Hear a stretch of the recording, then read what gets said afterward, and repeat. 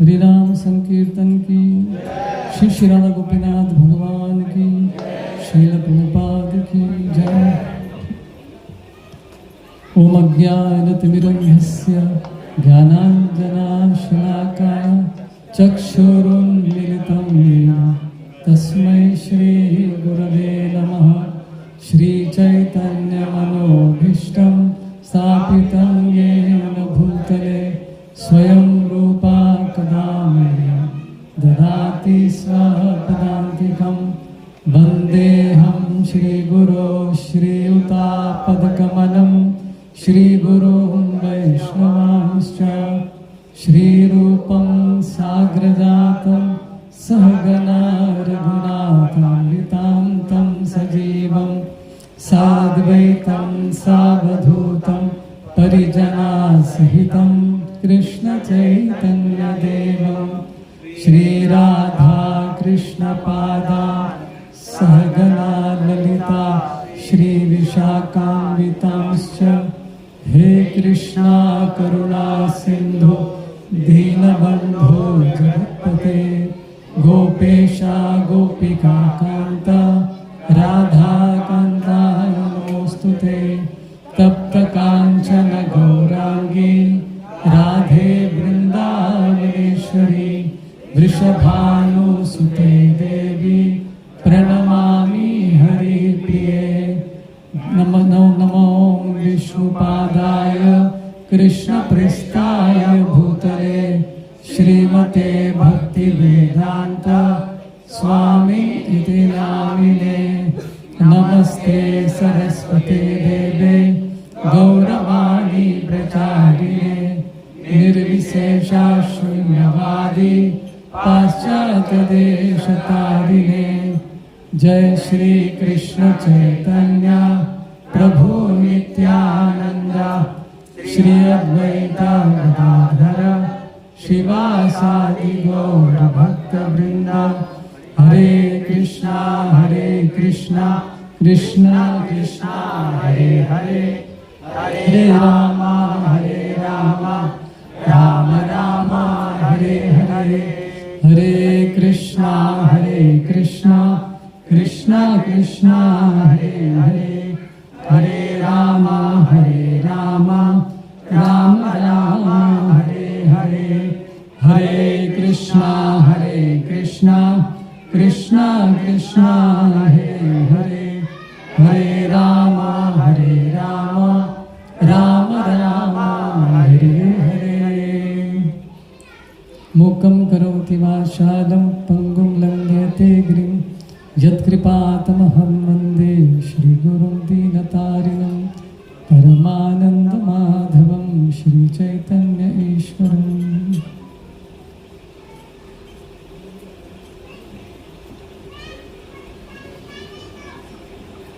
हरे कृष्ण। आप सभी का स्वागत है हमारे कांजूर मार्ग के साप्ताहिक सत्संग प्रोग्राम में। तो हम लोग भगवद गीता का श्रृंखला कंटिन्यू करेंगे। दूसरे अध्याय में हम लोग अभी है। तो लास्ट टाइम 23वां श्लोक हमने किया था।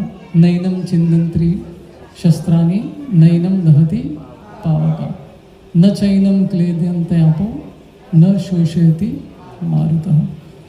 तो उसके बाद का श्लोक भी उसी तरह से है। सोल के अलग अलग गुणों के बारे में कृष्ण और भी बता रहे। जैसे मैंने लास्ट टाइम बताया था, रिपीट भी करेंगे कृष्ण, काफ़ी चीज़ें रिपीट भी होने वाली हैं। तो 24वां श्लोक है अच्छोद्योयम अधयोयम अक्लेद्य शोष एव च नित्य सर्वगत स्थानोर अचलोयम सनातनः। तो यहाँ पे 8 अलग नहीं, कुछ रिपीट भी है। 8 गुणों के बारे में कृष्ण यहाँ पे बता रहे थे। किसी को याद है लास्ट टाइम के श्लोक में कृष्ण सोल के बारे में क्या बताए? 4 चीजें।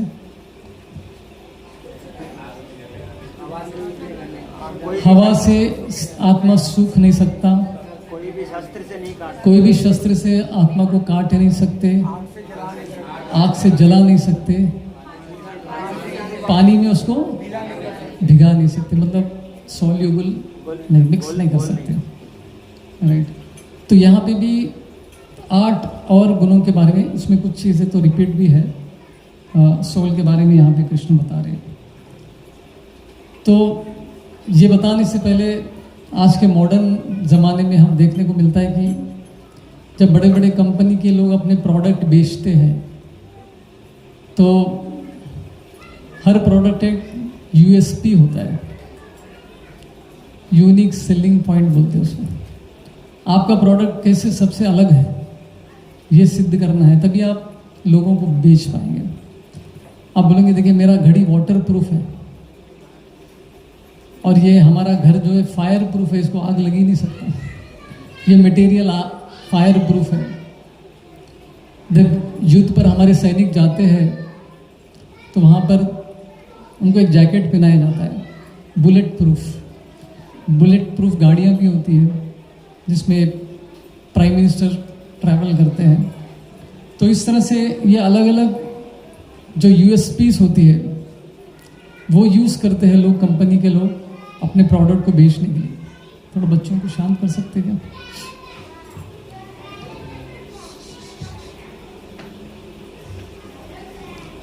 तो कृष्ण भी ऐसे एक बड़े कंपनी के ओनर है, पूरा भौतिक जगत आध्यात्मिक जगत के वो ओनर है, सर्वलोक महेश्वरम। तो कृष्ण भी आत्मा के बारे में जब बता रहे थे, इस यहाँ पर जो बता रहे हैं उसमें इसी तरह के पॉइंट्स हैं। तो सबसे पहले जो पॉइंट कृष्ण बता रहे हैं, अच्छेद्ययम्, मतलब उसको कोई ब्रेक नहीं कर सकता, आत्मा को कोई तोड़ नहीं सकता, छेद नहीं कर सकता, तोड़ नहीं सकता। तो इसका मतलब क्या, आत्मा बुलेट प्रूफ है, कोई बुलेट उसमें से आत्मा से छेद नहीं कर सकता, अच्छेद्ययम्। फिर दूसरा कृष्ण बोल रहे हैं अक्लेद्यो, मतलब लास्ट टाइम भी बोला वाटर प्रूफ है। आत्मा क्या है, वाटर प्रूफ भी है, मतलब पानी में कितना भी भिगाएंगे तो खराब नहीं होगा। बहुत सारे वस्तुएं पानी में डालने से गल जाती है कुछ समय के बाद। फिर कृष्ण बता रहे अधोयम, फायर प्रूफ है, आग भी इसको जला नहीं सकती। चौथा है अशोषयम, विंड प्रूफ मतलब हवा भी उसको सुखा नहीं सकती। ये 4 चीज़ें तो इसमें रिपीट हुई है लास्ट श्लोक के साथ। इसके अलावा भी कृष्ण और बता रहे हैं। तो इस तरह से आप देखेंगे इस भौतिक जगत में अद्भुत चीज़ें देखने को मिलती है जो हम लोग कभी बना भी नहीं सकते। जैसे आपने कभी सोचा बादल के अंदर क्या होता है, पानी स्टोर होता है। आप ऐसा उंगली से छेद करेंगे बादल के अंदर तो पानी निकलेगा क्या? नहीं निकलेगा। इतने सारे एरोप्लेन्स बादलों को चीरते हुए जाती है, लेकिन ऐसा बादल में कोई लीकेज होता है क्या? पानी निकल गया, ऐसा कभी सुना आपने? तो देखो क्या स्टोरेज कैपेसिटी है, भगवान ने क्या बनाया है कि उसमें पानी एकदम इंटैक्ट है, उसके अंदर भरा हुआ है, लेकिन उसको हम अपने भौतिक वस्तुओं से उसमें से पानी निकाल ही नहीं सकते। ऐसी अद्भुत चीज़ें कृष्ण ने कितनी सारी बनाई हैं, राइट। तो उसी तरह से आत्मा भी क्या है, बुलेट प्रूफ है, वाटर प्रूफ है, फायर प्रूफ है, विंड प्रूफ है, हवा भी उसको सुखा नहीं सकती। ऐसे आत्मा को कृष्ण ने बनाया, राइट। इसके अलावा और भी 3 चीज़ें बता रहे कृष्ण। स्थानु मतलब अनचेंजेबल, मतलब वो कभी चेंज नहीं होता है। हमारे जीवन में हम देखते हैं हमारे जीवन में क्या क्या चीज़ें चेंज होती है। शरीर चेंज होता है कि नहीं? जो बचपन में था शरीर वो आज नहीं है।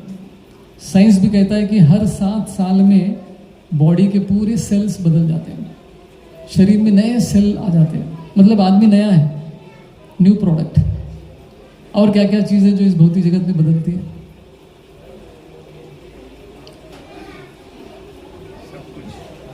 पुराना घर है, नया बनाना पड़ता है। जैसे हम लोग जीओएसडी में कहते हैं कि आजकल लोगों के नाम भी बदलते हैं। आजकल वास्तु के हिसाब से, वो न्यूमरोलॉजी के हिसाब से लोग अपना नेम भी चेंज कर देते, स्पेलिंग चेंज कर देते उसमें। और बहुत सारे स्त्री जो शादी करके जाती है तो उनके नाम भी बदल जाते हैं, सरनेम बदल जाते हैं उनका, राइट। और लोग देश भी बदलते हैं, नेशनैलिटी बदलता है।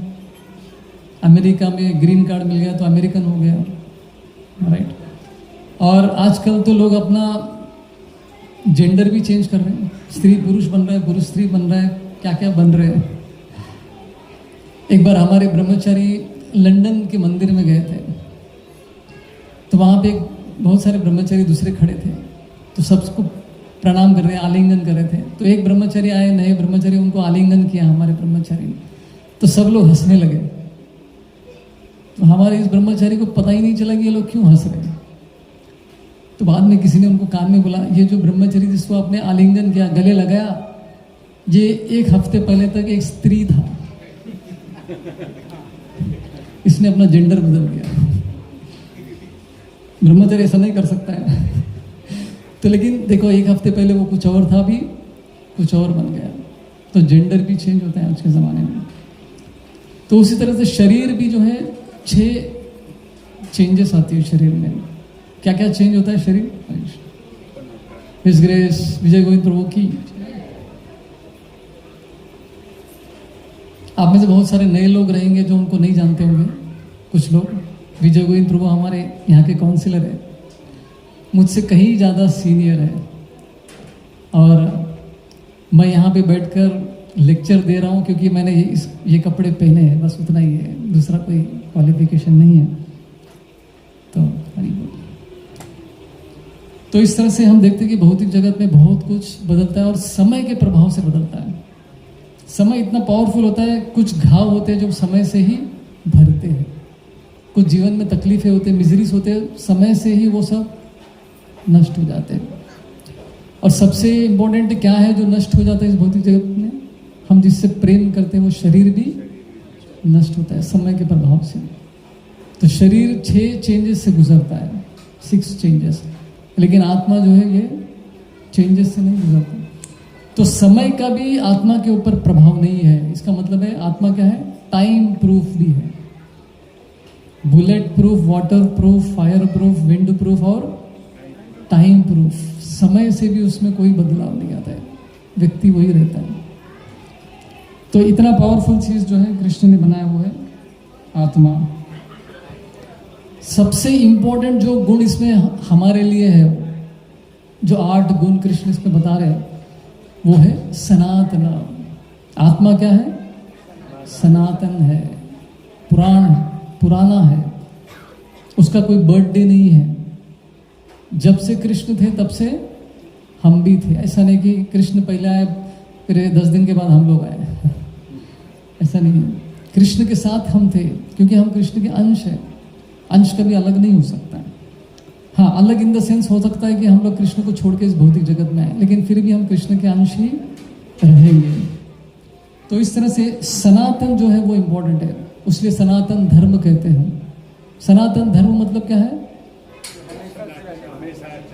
हमेशा से आ रहा है। ऐसा नहीं कि 3000 साल पहले ये धर्म आया, 5000 साल पहले ये धर्म आ गया, ऐसा नहीं। तो सबसे पहले तो सनातन धर्म ही था, लेकिन अभी कलयुग में क्या हो गया? सनातन धर्म के लोग करप्ट हो गए। जो ब्राह्मण कुल के लोग हैं वो करप्ट होने की वजह से क्या हो गया? बहुत सारे दूसरे धर्म भी आ गए। लोगों को ब्राह्मणों पे विश्वास चला गया क्योंकि वो पहले जैसा वैराग्य की भावना नहीं थी उनमें। राइट। सबसे पहला केस कौन सा है जब ब्राह्मण जो करप्ट हो गए थे? श्रृंगी ब्राह्मण, जिन्होंने परीक्षित महाराज को श्राप दिया था। तो पहला केस है जिन्होंने अपने पावर का मिसयूज किया है। तो ब्राह्मणों को जो पावर मिलता था उससे समाज की रक्षा करने के लिए था, अपना पावर दिखाने के लिए नहीं था।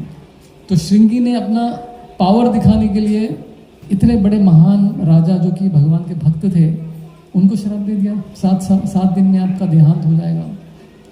तो ये है।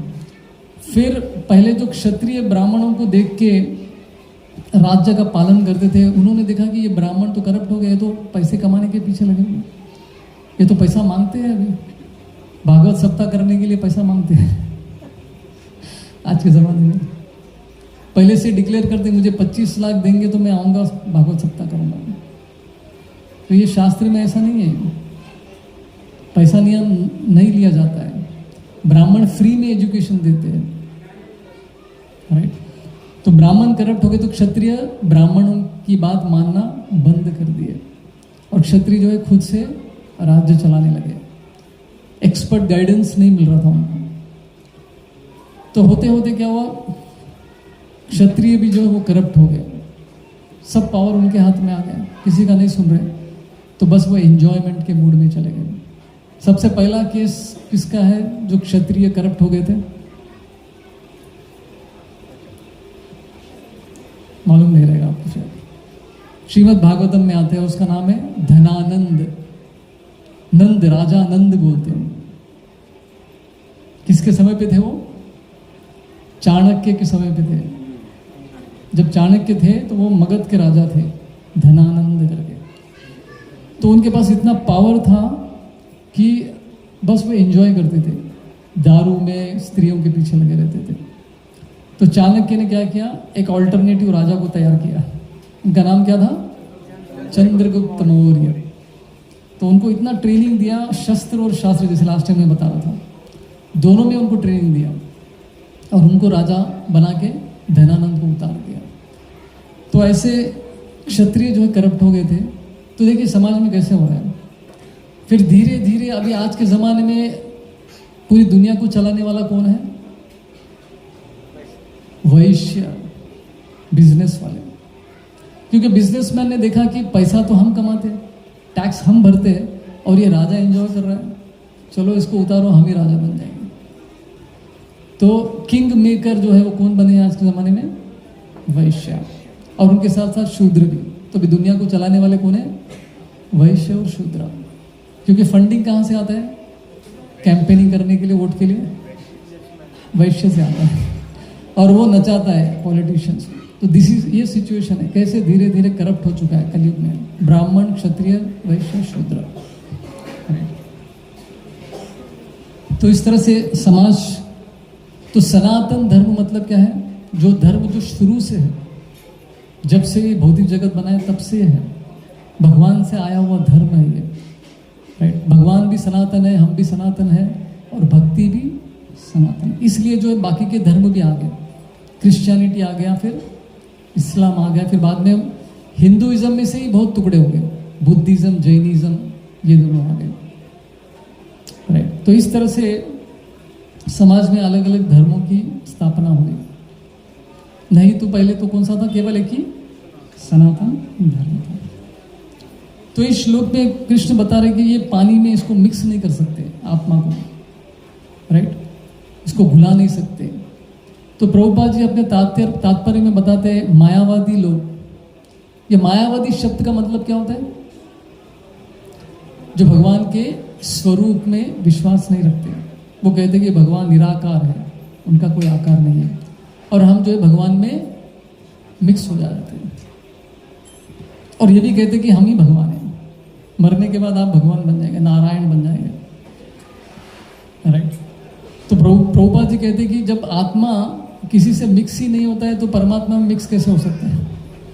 ये उदाहरण दे रहे। तो मायावाद के खिलाफ प्रभुपाद जी यहाँ पे बता रहे कि आत्मा कभी किसी से मिक्स नहीं हो सकता, राइट। लेकिन बुद्धिमान जीव क्या करते हैं? वो ये जानते हैं कि भगवान का स्वरूप है, हम भगवान के नित्य पार्षद है, हम कभी भगवान नहीं बन सकते और भगवान में मिक्स भी नहीं होंगे, हमारा अस्तित्व होता है। मायावादी क्या कहते हैं? मरने के बाद हमारा अस्तित्व खत्म हो जाता है, हम बस खत्म। ऐसा नहीं है, मरने के बाद भी हमारा अस्तित्व है। ब्रह्म ज्योति में हमको जब ये हो जाता है, ब्रह्म ज्योति प्राप्त होती है, तो वहाँ पे भी हम मिक्स नहीं होते, वहाँ पे भी हमारा अस्तित्व होता है, समाप्त नहीं होता है अस्तित्व। और एक चीज और, एक गुण यहाँ पे कृष्ण बता रहे, सर्वगत। सर्वगत मतलब क्या है? आत्मा हर जगह पे है, मतलब जीव हर जगह पे है, राइट। केवल हम जिस प्लैनेट में है, भू, राइट, अर्थ प्लैनेट में हम जहाँ पर है, केवल यहीं पे जीव है ऐसा नहीं है, बहुत जगह पे भी जीव होते। सर्वगत मतलब पानी में भी जीव है, आग में भी जीव है, हर जगह पे जीव है। एक बार किसी ने पूछा था कि प्रभु जी अभी आजकल डायनासोर नहीं दिखते, तो ये डायनासोर ब्रह्मा जी के 8,84,000 योनियों के अंदर आता है क्या ये? तो ये क्यों नहीं दिखते? तो आपका क्या जवाब है? किधर गया डायनासोर? खाली मूवी के अंदर है, सच्चाई में नहीं है, ऐसा क्या? तो शास्त्र कहते हैं कि ये 84 लाख जो योनियां हैं, जरूरी ना हो कि हम जिस समय पे उस समय पे सब आ गए हैं। बहुत सारे योनियां जो है प्रकट भी नहीं हुए हमारे सामने। तो किसी दूसरे लोक में, दूसरे प्लैनेट में डायनासोर हो सकते हैं, राइट। तो कहीं ना कहीं पे कहीं वो अलग अलग योनियां भी हो सकती है जो अभी हमारे अर्थ प्लैनेट में नहीं है। तो सर्वगतः मतलब हर जगह पे जीव होता है। कभी कभी आपने देखा है बिल्डिंग पुराना बिल्डिंग रहता है, बिल्डिंग के अंदर से पेड़ निकला है। आजकल तो कितना कॉमन है, देखो उसको जगह, जैसे जगह नहीं मिली वहां पे एक जीव आ गया। कहाँ कहाँ पे जीव प्रकट होते हैं आज के जमाने में, राइट। सर्वगता उदाहरण दिया है, हाइपरथर्मोफाइल्स करके एक जीव है, बैक्टीरिया है। वो कैसे जगह पे रहता है पता है आपको? 100 डिग्री सेंटीग्रेड, इतने गर्म वातावरण में वो मजा करते हैं। केवल जीवित नहीं रहते वहां पे, मतलब एकदम आनंद में रहते हैं। कितना डिग्री सेंटीग्रेड? 100 degree centigrade. मतलब देखिए फायर में ही है, इसका मतलब क्या आग में ही है। और एक दूसरे हैं साइक्रोफाइल्स। ये कहाँ पे रहते हैं? जो आइस होते हैं, बड़े बड़े आइस क्यूब्स के अंदर उनका जन्म होता है। और कुछ माइक्रोब्स करके एक कीड़े होते हैं, बैक्टीरिया होते हैं, और उनका तो पूरा कॉलोनी होता है। आपको एंट का कॉलोनी पता है? चींटियों का कॉलोनी होता है, मालूम है कि नहीं? उसमें राजा रानी भी रहते हैं। एक स्टोरी बनाएंगे तो पूरा पिक्चर बन जाएगा उसके ऊपर।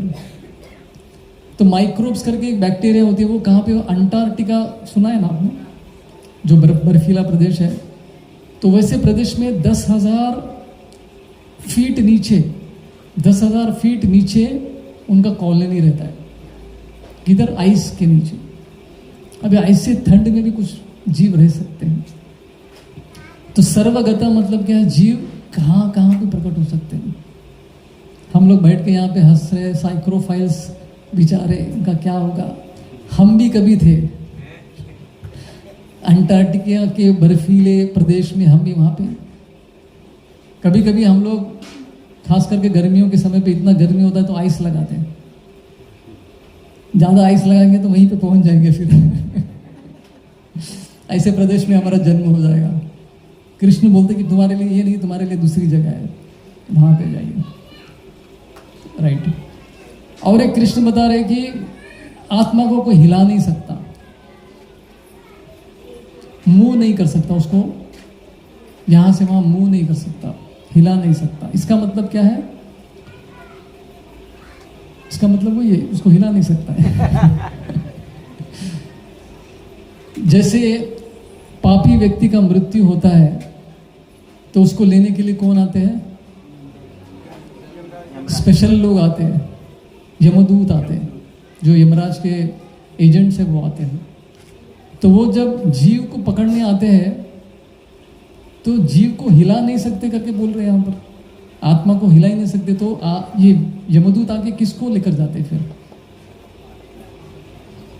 आत्मा को तो पकड़ ही नहीं सकते हो, तो ये यमदूत किसको पकड़ के लेके जाते? फिर सूक्ष्म शरीर को लेके जाते हैं। मन बुद्धि अहंकार से बना जो शरीर है उसको लेकर जाते हैं, क्योंकि आत्मा उससे इतना आसक्ति है आत्मा को, वो भी पीछे पीछे चला जाता है। जैसे मैं कई बार एग्जाम्पल देता हूँ, एक व्यक्ति एक बार क्रिकेट मैच देखते बैठा है अपने घर में चिप्स खाते हुए, इतना गंभीरता से क्रिकेट मैच देख रहा है, आंख के पलक भी नहीं मार रहा था वो। तो उसी समय पे उनके घर में चोर आ गया। उसने देखा कि ये तो बहुत बिजी है क्रिकेट में, और पीछे अपना थैला भर रहा है, वो सब जो जो मिला सब भर रहा है, इसको कुछ समझ में नहीं, ये तो अपनी दुनिया में ही है, बस चिप्स खा रहा है और क्रिकेट मैच देख रहा है। और ये अपना पूरा पोटली बांध के रख लिया। अब उसको जाने का समय था, लेकिन उसकी नज़र टीवी पे पड़ी। अभी चोर को भी देखो कितना लोभी है, उसको टीवी भी लेके जाना था, लेकिन देख रहा है कि ये टीवी को ही देख रहा है, अभी कैसे लेके जाऊं मैं टीवी को? तो हिम्मत करके जो है अपने पोटली के साथ सामने आ गया उसको, और टीवी को भी उठा के लेके जाने लगा। और ये व्यक्ति जो क्रिकेट देख रहा था उसने क्या किया, जैसे टीवी हिल रहा था वो भी हिलना चालू किया, लेकिन टीवी देखना बंद नहीं किया उसने। चोर की तरफ देखा ही नहीं उसने, उसकी नजर केवल कहां पे थी, क्रिकेट मैच के ऊपर थी। ऐसा होता नहीं है इतना मूर्ख कोई होगा नहीं, ऐसे व्यक्ति को तो केवल महामूर्ख कह सकते हैं। उदाहरण किस लिए दे रहे हैं, आत्मा भी ऐसे ही जाता है। यमदूत मतलब यहाँ पे चोर कौन है, यमदूत है, वो जो आके टीवी लेके जाता है। टीवी मतलब सूक्ष्म शरीर, मन बुद्धि अहंकार लेके जा रहा है। आत्मा इतना आसक्त है टीवी देखने में, क्रिकेट मैच देखने में, अपने सूक्ष्म शरीर से वो भी उसके पीछे पीछे। इस तरह से आत्मा को यमदूत लेकर जाते हैं, क्योंकि यहाँ पे स्पष्ट बताया कि आत्मा को कोई हिला नहीं सकता।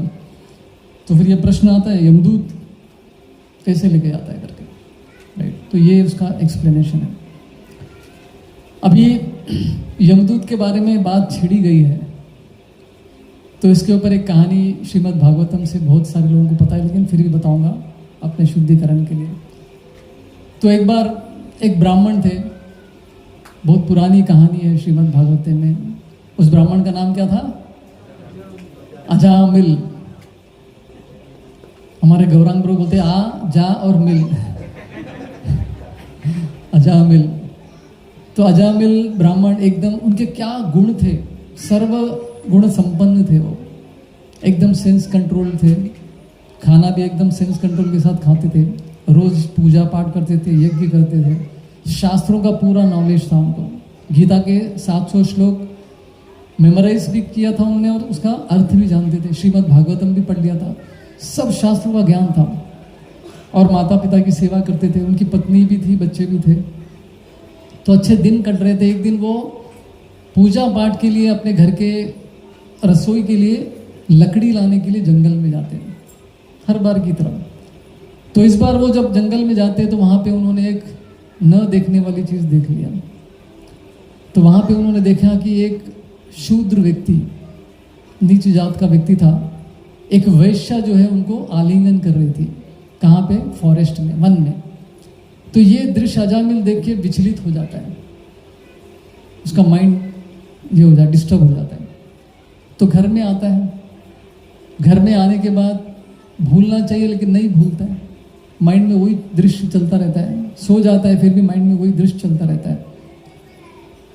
तो इस तरह से इसके बारे में इतना चिंतन करता है वो, मेडिटेशन कंटेम्पलेशन इतना ज़्यादा करता है कि भूल नहीं पाता है। तो कुछ दिनों के बाद क्या होता है, वो उस स्त्री से मिलने के लिए जाता है और उसके साथ रहना चालू कर देता है। घर वालों को छोड़ दिया उसने। भगवत गीता में आगे के श्लोकों में बहुत सारा एक सुंदर सा 2 श्लोक आते हैं। ध्यायतो विषयान् पुंसां संगस्तेषु उपजायते, संगात् संजायते कामा, कामात् क्रोधो विजायते, क्रोधात् भवति सम्मोह, सम्मोहात् स्मृति विभ्रमा, स्मृति भ्रंशात् बुद्धिनाशो, बुद्धिनाशो प्रणश्यति।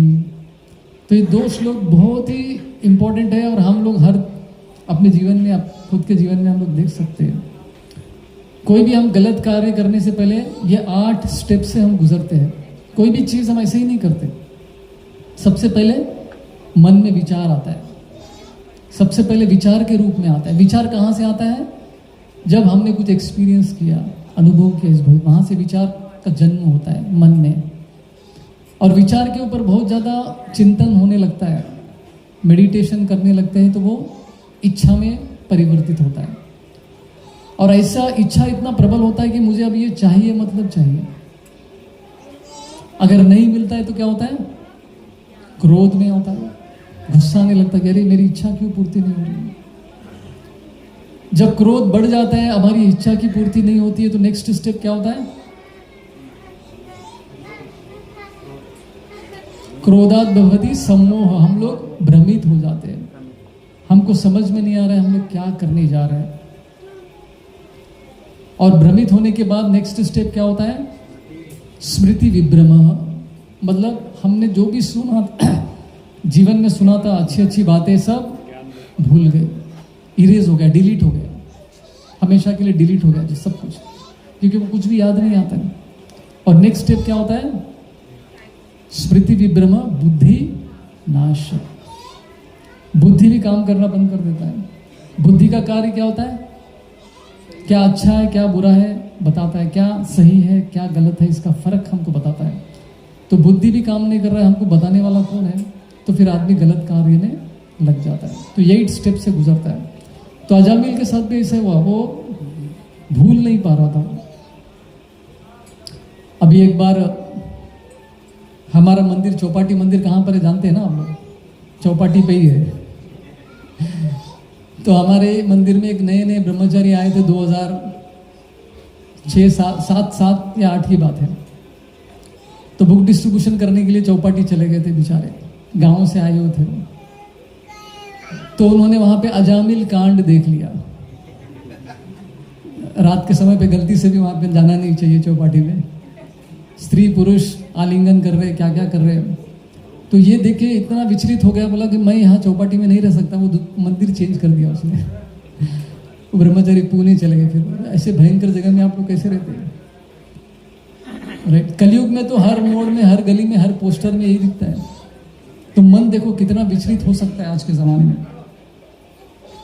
और ये सतयुग की कहानी है। जब अजामिल ने केवल एक बार देख लिया तो मन में वो बात बैठ गई थी। तो एक बार दो साधु एक तालाब क्रॉस कर रहे थे। तो पानी से गुजरना था उनको। तो वहां पे एक सुंदर सी स्त्री आ गई। उन्होंने बोला कि मुझे भी क्रॉस करना है लेकिन मुझे नहीं आता, मुझे डर लग रहा है। तो उसमें से एक साधु ने बोला ठीक है मैं आपको उठा लूंगा, क्रॉस करके छोड़ दूंगा। तो उन्होंने उठा लिया, स्त्री को उठा लिया और पूरे पानी से क्रॉस करके उनको छोड़ दिया और दोनों चलने लगे। तो दूसरे साधु जो थे उन्होंने बोला कि अरे आप डिस्टर्ब नहीं हुए क्या? आप एक स्त्री को यहाँ पे उठाकर यहाँ पर लेकर आए, उनको शरण दिया आपने, आप डिस्टर्ब नहीं हुए? तो ये साधु ने एक इंटरेस्टिंग बात बताई। उन्होंने बताया मैं तो केवल उसको शरीर पे धारण करके यहाँ पे लेकर आया, तुम उसको मन में धारण करके घूम रहे हो। इंटरेस्टिंग पॉइंट है ना? तो ये मन का बात है। तो अजामिल भी जो है मन में धारण करके बैठे थे, भूल नहीं पा रहे थे। कंटिन्यूसली वही थॉट उनके मन में चल रहा था। तो मन जो को कितना मुश्किल है इसको कंट्रोल करना। तो फिर बाद में अजामिल ने क्या किया, अपना घर बार छोड़ दिया, माता पिता को छोड़ दिया, पत्नी बच्चों को भी छोड़ दिया और उस वैश्या के साथ रहने लगे। तो इस तरह से कई साल बीत गए, उनके साथ रहते थे। और उस स्त्री को प्रसन्न करने के लिए वो चोरी चकारी करने लगे, मर्डर करने लगे। उनकी इच्छाओं की पूर्ति करने के लिए उनको हार चाहिए, घर चाहिए, बंगला चाहिए। तो कहाँ से लेके आएंगे? तो चोरी चकारी सब, मर्डर वगैरह सब करने लगे। जितने पाप नहीं करने थे, जो उन्होंने कभी जीवन में नहीं किया था, सब कर लिया। फुल एक्सपीरियंस्ड हो गया। तो इस तरह से वो पापी व्यक्ति बन गए। कहाँ से कहाँ आ गए। तो ऐसे व्यक्ति हो गए। तो एक बार उनका भाग्य अच्छा था। एक बार अजामिल घर में नहीं थे तो उनका 10वां पुत्र जन्म हुआ। 10 बच्चे हुए वैश्या स्त्री से। तो बच्चा एकदम छोटा था, उसका नाम भी नहीं रखा था। तो ये स्त्री, उनकी जो पत्नी थी, वैश्या थी, एक बार घर में थी अकेली। तो उसी समय पे जंगल के रास्ते से कुछ साधु गुजर रहे थे। तो कुछ साधुओं ने उनको पूछा कि कुछ पानी वानी है क्या आपको? तो इस स्त्री ने उनकी सेवा की, पानी वगैरह पिलाया। तो अपने बच्चे को भी दिखाया कि हमारा बच्चा हुआ, आशीर्वाद दीजिए आप। इसका नाम भी हमने कुछ रखा नहीं, आप कुछ बता दीजिए। तो साधुओं ने क्या किया, इसका नाम बोला, इसका नाम नारायण। देखो भाग्य, संत से मिलने का भाग्य देखो। इसी बहाने उन्होंने क्या किया, अपने 10वें बच्चे का नाम नारायण रख दिया। फिर बाद में अजामिल बूढ़े हो गए, मृत्यु की शैया में थे, मरने के कगार में थे। तो ऐसे में मृत्यु होने ही वाली थी, उनकी आखिरी श्वास निकलने वाले था। तो उस समय पे क्या हुआ, उनके सबसे प्रिय थे उनका पुत्र, 10वां पुत्र, छोटा बच्चा था। तो उनको बुलाने लगे। क्या बोल के बुलाने लगे? थोड़ा जोर से बोलिए। नारायण। तभी नारायण आएंगे। तो नारायण नारायण करके बुलाने लगा। लेकिन किसको पुकारने लगा? वो बेटे को बुलाने लगा। तो उससे पहले, वो नारायण बुलाने से पहले क्या हुआ, यमदूत आ गए थे वहां पे। और यमदूत कैसे होते हैं? भयंकर होते हैं। एक ही आंख होता है, इतना सींग होते हैं, दांत बाहर भयंकर है, दिखने में एकदम कोई भी डर जाएगा। तो वो आ गए थे यमदूत वहाँ पर, तो उनको देख के इतने डर गए कि डर के मारे अपने बच्चे को याद कर रहे थे। तभी नारायण नारायण करके अपने बेटे को पुकारने लगे। तो जैसे उन्होंने नारायण करके नाम लिया तो वहाँ पे कौन प्रकट हुए? विष्णु दूत भी प्रकट हो गए। तो विष्णु दूत भी प्रकट हो गए, तो यहाँ पे यमदूत आ गए, यहाँ पे विष्णु दूत, और ये आदमी मृत्यु की शैया पर लेटे हुए हैं। और यमदूत बोलते हैं ये हमारा आदमी है, विष्णु दूत बोलते हैं ये हमारा आदमी है। दोनों के बीच में फाइट चालू हो गया, राइट। ये क्लेम कर रहा है कि ये मेरा है, ये क्लेम कर रहा है कि हमारा है, ये इसने बहुत पाप किया, ये हमको चाहिए। नहीं, इसने भगवान का नाम लिया। शास्त्र कहते हैं कि जो भी भगवान को याद करता है मरने के समय पे, उसको यमदूत नहीं लगे आ सकते। तो यमदूत और विष्णुदूत के बीच में क्या चल रहा है? वाद विवाद चल रहा है, डायलॉग, डिबेट चल रहा है। अभी सोचिए हम यहाँ पे क्लास में बैठे हैं, सब कुछ सही चल रहा है और हम सुन रहे हैं। सोचिए मरने के समय पे आप कोई क्लास अटेंड कर रहे हैं, कितना सीरियस क्लास रहेगा वो, कितना ध्यानपूर्वक सुन रहा होगा अजामिल इन दोनों की बातें। मरने वाला है और ये दोनों के बीच में झगड़ा चल रहा है इधर कुछ तो, और ये ध्यान से सुन रहा है। तो हम जब भी कथा सुनते हैं तो इतने ध्यान से सुनना चाहिए कि हम मृत्यु के शैया पर लेटे हुए कभी भी आके हमको यहाँ से लेकर जा सकते हैं। तो इतना ईगरनेस, सीरियसनेस भागवत में होना चाहिए। जैसे परीक्षित महाराज 7 दिन तक सुन रहे थे, तो अजामिल का वो सबसे बेस्ट क्लास था जो उन्होंने सुना अपने जीवन का। तो दोनों में कौन हार जाते हैं? यमदूत हार जाते हैं। वो बोलते कि अरे ये तो हमारे उस्ताद निकले, हमको भी पता नहीं कि हमारे जो बॉस है यमराज, उनसे भी बड़ा कोई है, उनको मालूम नहीं था, उनका ज्ञान नहीं था, ये कोई नारायण नारायण करके बोल रहे। तो यमदूत जो है अपने यमलोक में बॉस के साथ मिलने जाते हैं और यमराज से मिलके बोलते अरे हम तो सोच रहे थे कि आप ही सबसे बड़े हैं, लेकिन आपसे भी बड़े कोई नारायण करके हैं। तो यमराज जो है नाचने लगते हैं, डांस करने लगते हैं। क्यों? उन्होंने देखा कि ये यमदूत मेरे कभी भगवान का नाम ले ही नहीं पाएंगे, इनके मुंह से नारायण निकला, तो इतने प्रसन्न हो गए। तुमने कहाँ सुन लिया नारायण का नाम? तो ये सब स्टोरी बताते हैं। तो तब यमराज यमदूतों को बोलते कि आप कृष्ण के भक्त, नारायण के भक्तों को कभी छूने का नहीं। जिसके गले में कंठी माला है, जिसके माथे पे तिलक है और जिसके हाथ में माला है, उसको कभी टच नहीं करने का। ये यमराज किसको बोलते हैं? यमदूत। हरि बोल। मतलब ऐसे लगाने के लिए लगा के ऐसा घूम सत्य में हमको भक्त बनना है, राइट। कभी कभी कुछ लोग मंदिर में देखा है एकदम सडनली आते हैं, 6 महीने में जो है धोती कुर्ता, गले में कंठी माला, तिलक और हाथ में माला लेके घूमे, प्योर डिवोटी दिखते हैं। फिर 6 महीने के बाद गायब हो जाते हैं, क्योंकि वो जैसे हमारे गुरुकुल का बच्चा एक बार सीरियसली जप कर रहा था ऐसा माला की तरह से,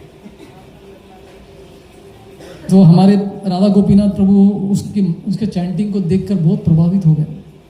ऐसा ऐसा ऐसा कुछ लोग करते ना, हिलाते ना, जोर जोर से हिलाते हैं, ऐसा ऐसा ऐसा। तो इतना सीरियसली जब कर रहा था, प्रभु जी बहुत खुश हो गए। तो उसको शाबाशी देने के लिए गया उसके पास में, तो उनका हाथ इसको लग गया बैग को, तो देखा बैग में बीड़ भी माला ही नहीं था। मतलब वो एम्प्टी बुलेट्स फायर कर रहे थे। कभी कभी गन में बुलेट नहीं होता है तो ऐसा दबाते रहते, कुछ नहीं होता है ना।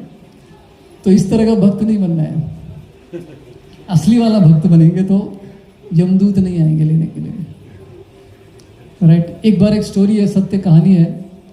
एक घर में डिवोटी थे, 1st 2nd फ्लोर में कहीं पर रहते थे। तो उनको यमदूत दिखते थे। कुछ कुछ लोगों को यमदूत दिखते हैं जिनका कुछ अलग राशि वगैरह होता है, ऐसे लोगों को दिखते हैं। और कुछ जानवरों को भी दिखते हैं, जैसे कुत्ते, गायों को दिखती है। उसमें कुत्ते रोते हैं तो रोकते हैं ना हम लोग, मतलब कोई विकेट गिरने वाला है, उस एरिया में कोई मरने वाला है, ऐसा है। तो कुछ लोग भी देखते थे। हमारे मंदिर में 2 लोग को दिखता है। एक प्रभु जी तो गुजर गए, श्रीनाथ जी प्रभु जी थे, और हमारे भक्ति वेदांत हॉस्पिटल के माधवानंद प्रभु जो मैनेजिंग डायरेक्टर है, वो जब छोटे थे तब वो बहुत बीमार हो गए थे। वारकारी संप्रदाय से थे वो। तो बिस्तर पे लेट के बहुत बीमार, मतलब मरने के कगार पे थे वो। तो उनको यमदूत दिखने लगे उस समय पे। तो वो बोले बाबा बाबा मुझे कुछ दिख रहा है, मुझे डर लग रहा है, ये क्या है, ये कोई तो मुझे लेने आया ऐसा लग रहा है। तो बोला तू फिक्र मत कर, तू विट्ठल का नाम ले। तो विट्ठल विट्ठल विट्ठल रात भर विट्ठल का नाम लेते गए। नेक्स्ट डे फिर हम हॉस्पिटल में पहुंचाए, फिर वो ठीक हो गए। तो बहुत साल के बाद फिर वो माधवानंद प्रभु इस्कॉन के किसी स्टॉल पे आए और वहाँ पे उन्होंने एक अपनी किताब देखी और किताब के ऊपर क्या लिखा था, वो यमदूत का फोटो था। एक किताब है ना प्रभुपाद की, कौन सा किताब है वो, सेकंड चांस। तो वो किताब के ऊपर यमदूत का फोटो, अजामिल वाला वो फोटो रहेगा। तो उन्होंने देखते बोला अरे इसको तो मैं बचपन में देखा हूँ। तो पहली बार उनको पता चला कि ये कौन है, वैसे वो भक्त बन गए। हमारे एक ब्रह्मचारी, आज भी ब्रह्मचारी है, उनको भी दिखते हैं। उनका नाम नहीं बोलूंगा नहीं तो आप एक बार वो हॉस्पिटल में भर्ती थे, तो उन्होंने देखा बेड पे लेटे हुए थे, तो सामने से यमदूत कुछ लोग गए इस तरफ, लेफ्ट साइड में गए। तो 5 मिनट के बाद पता चला इधर वाला एक पेशेंट हरी बोल हो गया। फिर कुछ समय के बाद यमदूत इस तरफ गए, तो इधर वाला कोई व्यक्ति मर गया। तो घूम रहे थे, वो अपना काम कर रहे थे, राइट। तो एक बार एक हमारे डिवोटी, इस्कॉन के डिवोटी, फॉरेनर डिवोटी थे, 2nd फ्लोर पे खड़े थे। तो नीचे एक यमदूत किसी के घर में घुस रहा था। तो ऊपर से इन्होंने देखा और जोर जोर से नरसिंह आरती बोलने लगे। उसको देख के यमदूत भी समझ गया कि ये मेरे को देख रहा है, वो मेरे को देख पा रहा है। ये जोर जोर से इतना चिल्ला चिल्ला के नरसिंह आरती गा रहा है कि उसके प्रभाव से वो यमदूत अंदर नहीं गया, वो वापस चला गया। लेकिन कब तक जाएगा, वो घूम फिर के आएगा ना। वो शाम के टाइम पे आके व्यक्ति को लेकर चला गया। वो मतलब बोलने का ये मतलब है कि ये डरते हैं भगवान के नाम से, राइट।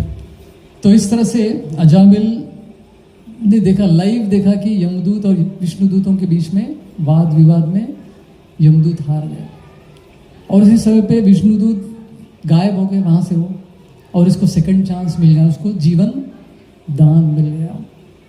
फिर वो और 12 साल तक जीवित थे अजामिल। तो उसी समय पे उन्होंने क्या निश्चय किया, घर बार छोड़ दिया और डायरेक्टली हरिद्वार चले गए।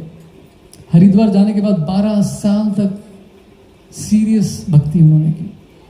और 12 साल के बाद जब उनको मरने का समय आ गया था, तो उस समय फिर से वही विष्णुदूत आए जो 12 साल पहले आए थे, और वो लेने के लिए आए वैकुंठ विमान में। जैसे तुकाराम महाराज के लिए वैकुंठ विमान आया था, उस तरह से इनके लिए वैकुंठ विमान आ गया था लेने के लिए, राइट। तो इस स्टोरी में सबसे इंपॉर्टेंट पॉइंट क्या है,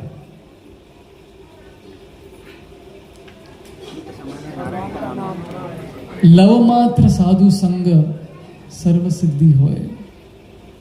कुछ क्षण के लिए वो लेडी जो थी उसका संपर्क किससे हुआ, साधुओं का, और उन्होंने उनकी बात भी सुन ली। बेटे का नाम क्या रख दिया, और वही चीज ने अजामिल को बचा लिया, राइट। तो इतना पावरफुल ये भगवान का नाम है। खास करके कलयुग में तो यही प्रोसेस है, संकीर्तन यज्ञ है। हरे कृष्णा कृष्णा कृष्णा हरे हरे, हरे राम राम राम हरे हरे, राइट। दूसरा कोई मार्ग भी नहीं है। बाकी कितना भी कीजिए कुछ लाभ नहीं होने वाला, कर भी नहीं पाएंगे। केवल भगवान का नाम ही हम लोग जप कर सकते हैं कलयुग में, राइट। तो इस तरह से ये 8 अलग अलग गुणों के बारे में, आत्मा के गुणों के बारे में कृष्ण यहाँ पर बताए हैं। अभी अगले 10 मिनट, अभी दशहरा आने वाले, तो उसके बारे में 10 मिनट कुछ बताऊंगा। तो हम भक्तों के लिए सबसे इंपॉर्टेंट क्या है, दशहरे का जो 10वां दिन हो, रावण को जलाते हैं, राइट। तो अधर्म के ऊपर धर्म की विजय का वो प्रतीक माना जाता है दशहरा। तो रावण को जलाया जाता है। जब दुष्टों की मृत्यु होते है तो साधु संत भी जो है हर्षोल्लास हो जाते, खुश हो जाते, राइट। तो इस तरह से अब ये रावण तो रामायण की कहानी में आते हैं, वो एक राक्षस है। लेकिन हमारे भक्तगण क्या कहते हैं कि रावण जो है हर व्यक्ति के हृदय में भी बैठा हुआ है, राइट। 3 रूप में बैठा हुआ है। भगवत गीता भी बताते हैं तीन चीजें जो हमको नरक के द्वार पर लेकर जाती है। वो तीन चीजें क्या है? काम, क्रोध, लोभ। और रावण जो ये तीनों से भरा हुआ है, कामी था, इतनी सारी उसकी सुंदर पत्नियां थी, फिर भी उसको सीता मैया चाहिए थी।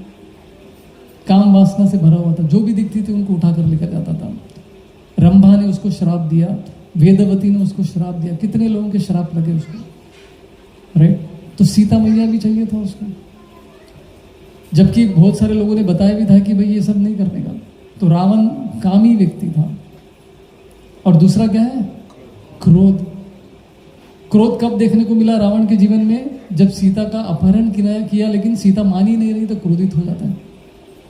जब अपनी काम वासना की इच्छा की पूर्ति नहीं होती है तो क्या होता है? हमारे व्यक्ति को क्रोध आता है। तो क्रोधी व्यक्ति भी था रावण। और लोभ तो ऑलरेडी मैंने बताया, इतनी पत्नियां होने के बाद भी उनको सीता मैया चाहिए थी। तो इतना लोभी था, जो था उसमें कभी वो खुश नहीं था। भगवत गीता के 18 अध्याय में कृष्ण बताते हैं खुश रहने का फॉर्मूला क्या है? संतुष्टि, सैटिस्फैक्शन। हमारे पास जो भी है उससे क्या हम संतुष्ट है?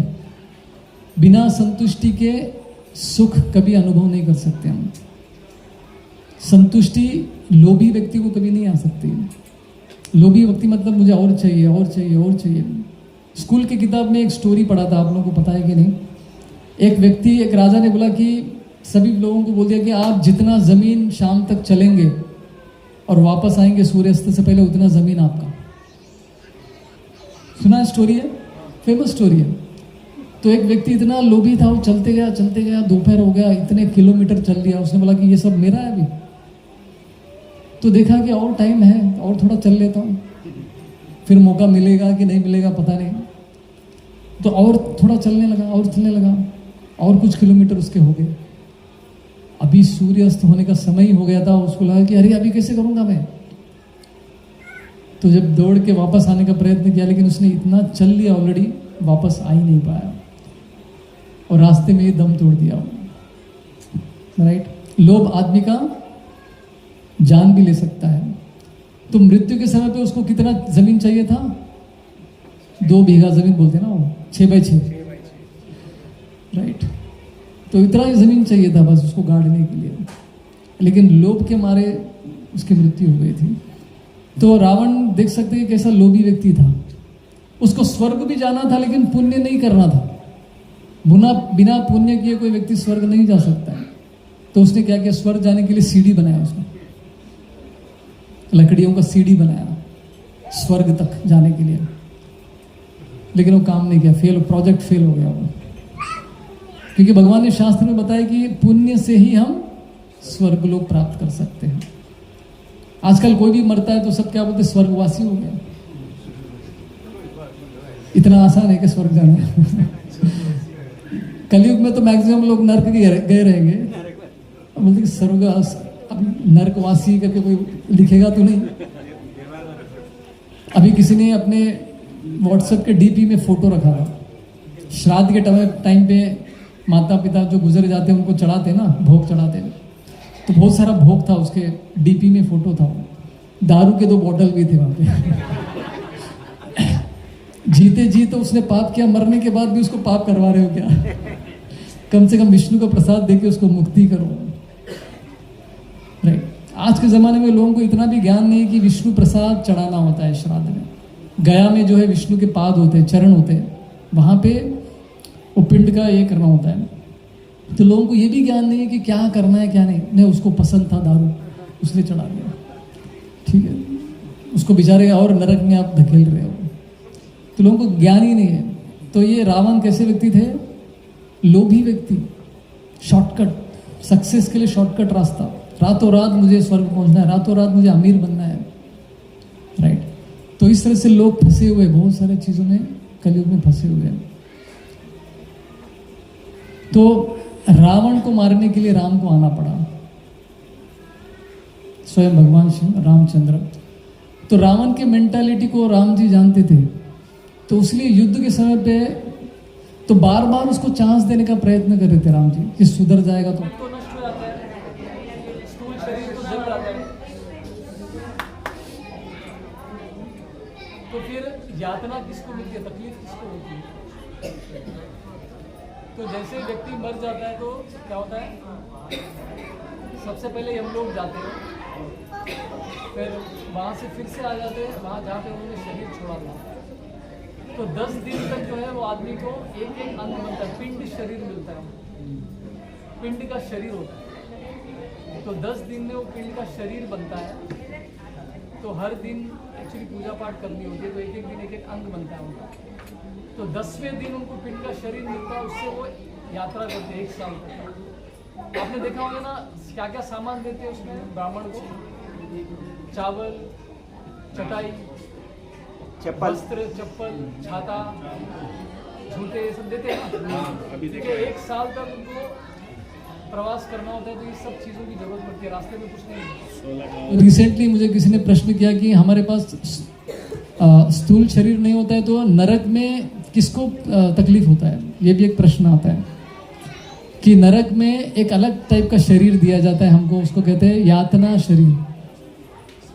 और यातना शरीर मतलब वो नष्ट भी नहीं होता है और हमको दर्द भी होता है। मतलब तुम कुछ नहीं कर सकता है, कढ़ाई गरम कढ़ाई में आपको डाल दिया, मतलब तल के बाहर आना है आपको। मतलब इतनी यातना, इतनी प्रॉब्लम होगी कि आप मरेंगे भी नहीं वहाँ पे, आपको कुछ नहीं, वो यातना शरीर को कुछ नहीं होता है। तो उसी तरह से पिंड शरीर से यात्रा करते हैं, फिर यमलोक के दरबार में पहुँचते हैं, वहाँ पे डिसीजन होता है कि आप लोग अगला शरीर क्या मिलता है।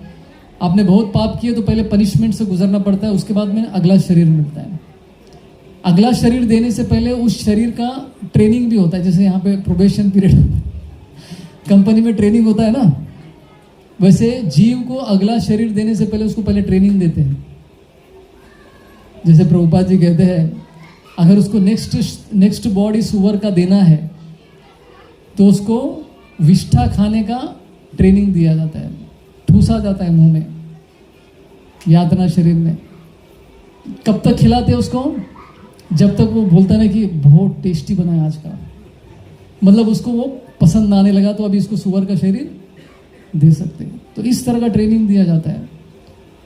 पनिशमेंट के बाद ट्रेनिंग के बाद फिर प्लेसमेंट वो पर्टिकुलर शरीर में आपको जन्म मिलता है। तो इस तरह का प्रोसेस है। यातना शरीर अलग अलग स्टेप पे अलग अलग शरीर दिया जाता है। कोई और प्रश्न है किसी को? यस, अबे अजामिल ने लास्ट समय में भगवान का नाम लिया, हम सोच सकते हैं कि हम जिंदगी भर आप करेंगे, जीवन भर हम क्यों करेंगे हरि नाम लेंगे, लास्ट मोमेंट में खाली नारायण का नाम ले लेते हैं। प्रभु जी का टेक्निक अच्छा है, मतलब प्रभु जी का नहीं कि जीवन भर मजा मस्ती करो, फॉर्मूला तो पता है, लास्ट मोमेंट पे भगवान का नाम लेना है, नारायण ना याद है, बस लास्ट मोमेंट पे ले लेंगे। ऐसा संभव नहीं है। शास्त्र क्या कहते हैं, पापी व्यक्ति जब मृत्यु के समय पे आता है तो उसको कितना तकलीफ होता है, तो भगवान का नाम नहीं ले सकते। आप में से कितने लोग कोविड की बीमारी हो गई थी, हॉस्पिटलाइज हो गए थे? कोई है यहाँ पे हॉस्पिटल हो सकते? एक माता जी है, और कोई है? मैं भी हूँ, 15 दिन हॉस्पिटल में था मैं। तो स्थिति ऐसी होती है कि आप भगवान का नाम ले नहीं पाते उस समय पे, बहुत मुश्किल होता है भगवान का नाम लेना। अभी मृत्यु के समय पे तो और भी कठिन होता है।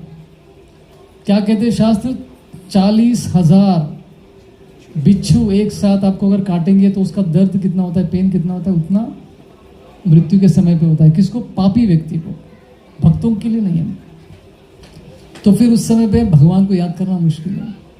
और दूसरा है, उस समय पे आपका पूरा जीवन का फ्लैशबैक आपके सामने आपको दिखता है, आपने क्या क्या किया है, क्या अच्छे काम बुरे काम जितने भी किए, सब फ्लैशबैक बोलते ना, मूवीज में दिखाते हैं ना कभी पीछे का, वैसा सब सामने आ जाता है।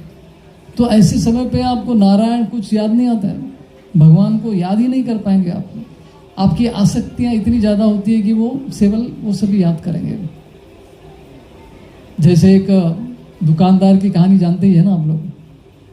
दुकानदार इतना आसक्त था अपने दुकान से पैसे कमाने में, तो दुकान बंद ही नहीं करता था। सातों दिन सुबह से लेकर रात तक दुकान चलते रहती थी। बूढ़ा हो गया, मरने का टाइम हो गया, हॉस्पिटल में भर्ती था, बड़े मुश्किल से आंख खोल रहा था। तो घर वाले सब जमा हो गए वहाँ पे।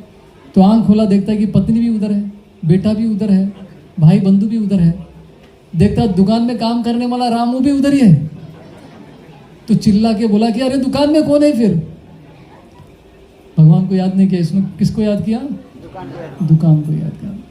तो उसी दुकान में अगले जन्म में चूहा बन के जन्म लिया वो, क्योंकि दुकान से इतनी आसक्ति थी। और चूहा बनने से पहले चूहे का ट्रेनिंग दिया गया होगा। ट्रेनिंग कंपलसरी है वहाँ पे, पोस्ट देने से पहले ट्रेनिंग दिया जाता है। तो बहुत मुश्किल है, आसक्ति इतनी होती है कि भगवान का नाम याद नहीं कर पाएंगे। विशेष कृपा चाहिए, और वो संभव है जब आपने जीवन में भक्ति किया है तो बहुत मुश्किल है वो। तो कुछ डिवोटी, एक बार एक डिवोटी को प्रेरणा में किसी ने पूछा कि आपका फेवरेट कैरेक्टर कौन है शास्त्र से, फेवरेट भक्त कौन है आपका? तो उसने बोला अजामिल। क्यों? अजामिल ने दोनों दुनिया देखी है, पहले मजा मस्ती भी किया, फिर बाद में भगवान को भी याद किया। क्या बात है! लेकिन हमारे साथ ऐसा नहीं हो सकता है। वो उसका भाग्य था, उसकी कहानी अलग थी। उसको सेकंड चांस मिला, हमको मिलेगा कि नहीं मिलेगा मालूम नहीं। हमको नोटिस दे के थोड़ी ना आने वाला है मृत्यु। परीक्षित महाराज को नोटिस मिला 7 दिन का, अजामिल को तो 12 साल मिल गए, विष्णु दूतों ने बचा लिया। लेकिन हमारे साथ क्या होगा हमको पता नहीं। तो life is a preparation, death is an examination. जीवन भर प्रिपरेशन अच्छे से करना है, तो एग्जाम में, फाइनल एग्जाम में हम लोग पास हो जाएंगे। हरे कृष्ण। तो एक माताओं का क्वेश्चन लेते हैं। यस माता जी।